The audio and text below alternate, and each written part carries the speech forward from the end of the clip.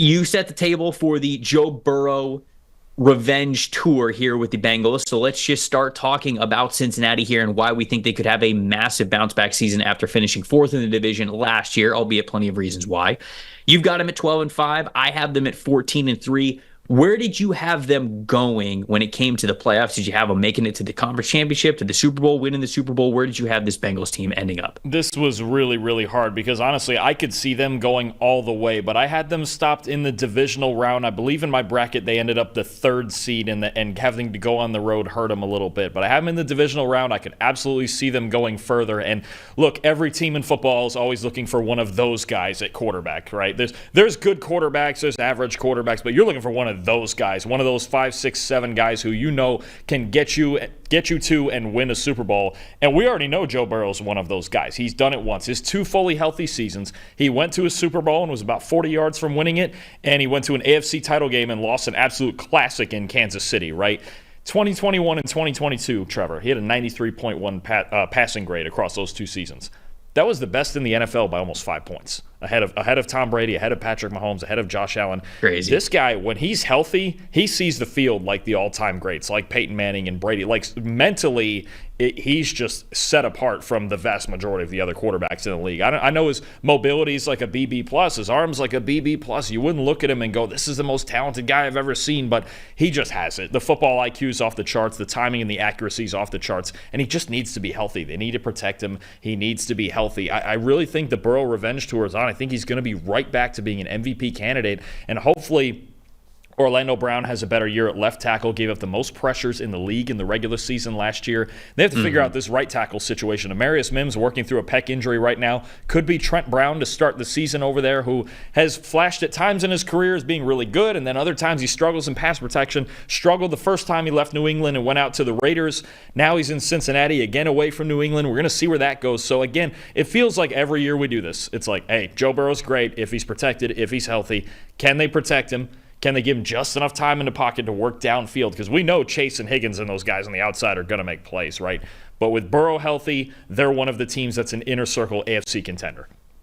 Yeah, look, and I have the Bengals also reaching the divisional round. I have them hosting the divisional round against the New York Jets, and I actually have your New York Jets upsetting them to get to the AFC conference championship game. But when it comes to the Bengals getting to the top of this division, you know, I talked about how 14-3 would be an incredible year. I mean, if for any team to go 14-3, I mean, that's a nuts number to win 14 games in a single season. But when you look at the Bengals schedule, it's very manageable. I mean, the tough games that they have, all right, week 2, they go to Kansas City, but you mentioned it. Burrow and the Cincinnati Bengals, if anybody can be comfortable going into Arrowhead, it's this team. So this team knows what they need to do to win in Arrowhead. And so, you know, the Chiefs are going to be coming off a tough Thursday night opener against the Baltimore Ravens. They then immediately have to host the Cincinnati Bengals. And so that game, it's going to be just a battle of 2 really good teams. But outside of that, I mean, they play the Ravens twice, but, you know, they're hosting the Ravens next. They get to play the Eagles at home. They got to go on the road to face the Cowboys, but I don't know how great the Cowboys are going to be this year. And outside of that, you're playing the Patriots, the Commanders, the Panthers, the Giants, the Raiders, the Chargers, the Titans, the Broncos. Like, that's the Cincinnati schedule. So it's hard. If you think that Joe Burrow is going to be fully healthy this year, for as much as there might be some sticker shock of seeing 14-3, what's the lowest that you think this team could win games? I mean, it feels like 11 is like the lowest for Cincinnati. And I think maybe a common ground might be 12, 13 games. So I think that they're poised for a really great year. Just schedule alone, I think it really sets them up to win and be the team at the top of this division. The MVP for me, obviously, you talk about Joe Burrow being the MVP of this team and everything that he could be. I kind of think that Amarius Mims is also an MVP of this team. And obviously, does Amarius Mims mean as much as Joe Burrow or Jamar Chase or even like Trey Hendrickson? No. But I'm saying that if I already know what I'm getting from those guys, the most valuable piece to me might very well be how healthy Amarius Mims can be as that right tackle. Because when you look at the Bengals last year. Their right tackle, Jonah Williams, 59.1 overall grade last season. You mentioned Orlando Brown's struggles as well. Amarius Mims, when he has been out there, he has looked good already. He has flashed that great athletic pro potential that we saw from him while he was able to play and when he was healthy at Georgia. I think that a sustained healthy year. I know he's banged up already, so it's not a really good start. But if you could at least get Amarius Mims into that starting lineup week 4 or 5 even for the rest of the year, I think that's huge for this Bengals team. And he could be a major reason why the offensive line is going to play better this year and the Bengals could have that type of a ceiling. So I'm going to go with Amarius Mims as my MVP. Yeah, I agree with that. I mean, the offensive line, it's everything for this team, right? You get year 2 now of Alex Kappa, got Ted Karras on the inside. You're just looking at a team that it had very defined weaknesses last year, but I think you make a great point about the schedule too. They went 9-8 last year. Joe Burrow was hurt. Jake Browning played pretty well in his stead. They get a last place schedule, and this is one of the best. This is probably one of the best last place teams we're ever going to see. And now they're getting that last place schedule that you mentioned, and I think that is a big part of it. Whereas you look at the Baltimore Ravens, they get the first place schedule, right? They have to play Kansas City, they have to play Houston, they have to play Buffalo, which is still not an easy game. I don't care. Any game you play Josh Allen is not an easy game, right? So I think there's a lot of games on that Bengals schedule that you just mentioned that they're at least going to be favored in, right? It's always dangerous to do the preseason favorites game, but again, you've got the advantage at quarterback. You've got a good team. And I think another thing, and I know we're going to get to defense here in a second, for me, one of the big stories of the offseason in Cincinnati was revamping this safety unit.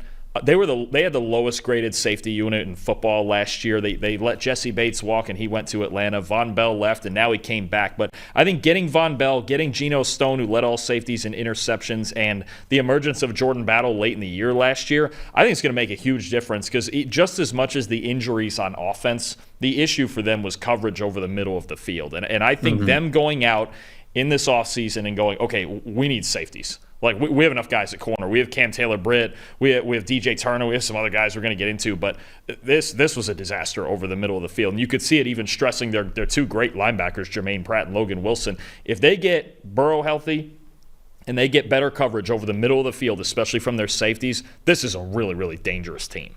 Well, who you got as your defensive MVP for this team? Getting away from the secondary, I have to go to my Florida Atlantic legend down there at defensive end. And that's Trey Hendrickson. Man, he's just been an elite player since he's arrived in Cincinnati. He was an up-and-comer during his first 4 years with the Saints. He was a rotational guy, but he was really good when he got in there. He's one of the best pass rushers in football, one of the best blindside pass rushers in football. 2-point stance, 3-point stance, doesn't matter, gets pressure, gets sacks. Had a sack when they were in the Super Bowl against the Rams. 91.5 pass rush grade since arriving in Cincinnati in 2021, a 3-year stretch, 6th best among all edge defenders. And the 5 guys ahead of him are pretty much future Hall of Famers when you talk about Myles Garrett and TJ Watt and Micah Parsons and those guys.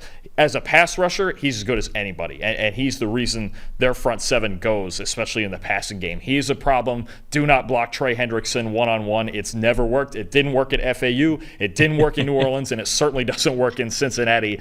That's public enemy number 1 when you're talking about trying to pass protect against the Bengals. Yeah, I mean, I agree. He has to be their defensive MVP because when you look at the rest of the production along the defensive line in Cincinnati, Hendrickson had an elite 90.7 pass rush grade in 2023. The next closest defensive lineman was DJ Reader, who is gone.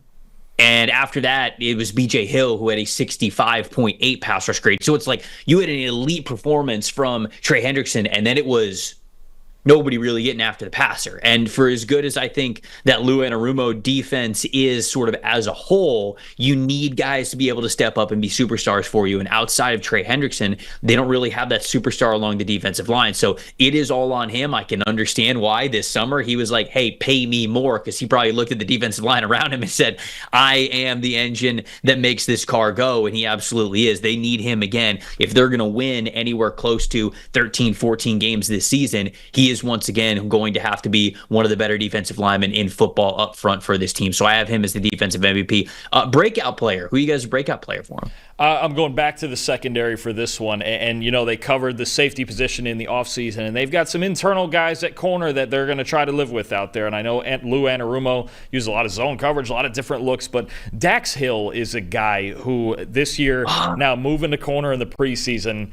And a guy coming out of Michigan who we really thought were like, we don't know what position he is. He's one of those guys that you draft as a defensive back and you kind of figure it out later. Well, it looks like now he's settling in pretty good at corner, right? He's had a pretty good preseason. They have a lot of young corners out there. They're trying to figure out which ones are going to start for them, which ones are going to succeed for them, right? And they lost Chidobe Awuzie now. They've got to figure this out at corner. They've got safety figured out. They went and got 2 veterans back. Jordan Battle's really good. Now they just need young corners to step up. Dax Hill could be one of those guys.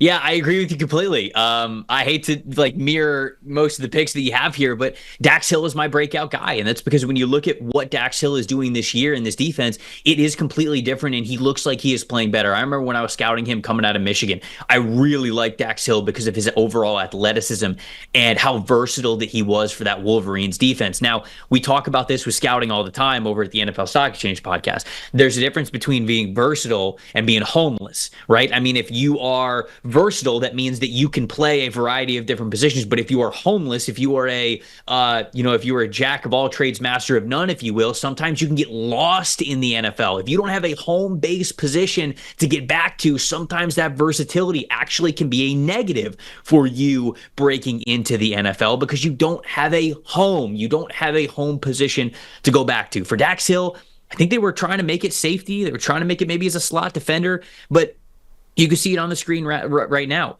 Earned a 50.8 overall grade last year. He has a 90.1 overall grade this preseason. And why, Dalton? It's because he's playing a completely different position. They've got Hill now playing as a wide corner and not a slot player, not a safety. He has played more snaps at wide corner, 35, this preseason than he did all of last year. He only played 30 snaps as a wide corner. So he's totally switching positions, and he is doing so to a ton of success. He has earned one of those starting outside cornerback spots. I think that Hill, I loved his athleticism. I loved his potential, but I just wasn't sure where he was going to end up at the next level. I felt like slot defender was going to be a good role, but hey, he's really thriving in that wide corner coverage role now, as we have seen throughout the preseason. So I'm excited to see him. I also think that he is a breakout player. And just looking ahead, I can see that we also agree on the best rookie for this team. I already went with Amarius Mims, who I think could be the MVP of this team, but now we have the same guy as a kind of breakout rookie here. So tell the people who we got as the Cincinnati Bengals breakout rookie. Yeah, and I really wanted to put Amarius Mims in this spot. The injury scared me off a little bit, and I just need to see him get over that and get in the starting lineup and play well. But with a guy like Dax Hill, I think people forget with player evaluation, there's talent and there's fit, right? And maybe they just found the better fit for him. But I'll give you the rookie with talent and fit on this team, and that's wide receiver Jermaine Burton. Man, this guy, talk about a big play machine in Alabama. Obviously, with Jalen Milroe down there at Bama throwing the ball deep to him, that was a big help. But